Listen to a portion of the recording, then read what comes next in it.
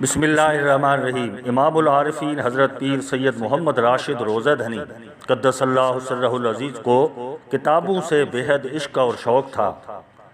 آپ کے پاس عالی شان کتب خانہ تھا جس میں قرآن شریف کے تفاسیر، احادیث، فقہ اسلامی، سیرت طیبہ، تصوف اور عرفان، رجال، تاریخ اسلام، ہر موضوع پر قیمتی قلمی کتابوں کا ذخیرہ موجود تھا۔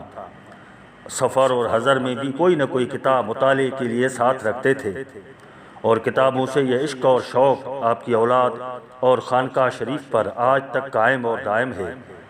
خلیفہ محمد حسین محسر رحمۃ اللہ علیہ فارسی ملفوظات صغیر یعنی صحبت نامہ میں لکھتے ہیں کہ ایک دن آپ نے کتاب خرید فرمایا اور فرمانے لگے کہ کتاب ہمیشہ گراں قیمت دے کر خریدنے چاہیے، کیونکہ دنیا خسیس اور فانی ہے، وہ دیکھ کر دین کو خرید کرنا بہتر ہے۔ جیسے قرآن شریف کی سورۃ نحل میں اللہ نے فرمایا ہے، ما عندکم ینفد وما عند اللہ باق، یعنی جو کچھ تمہارے پاس ہے وہ ختم ہو جائے گا، اور جو کچھ اللہ کے پاس ہے وہ ہمیشہ رہے گا۔ ایک دن پیر سید محمد راشد نے یہ بھی فرمایا کہ جو شخص اللہ کی رضا کے لیے مہنگی کتابیں خرید کرے گا، ایسے شخص کی اولاد میں علم ہمیشہ باقی رہے گا۔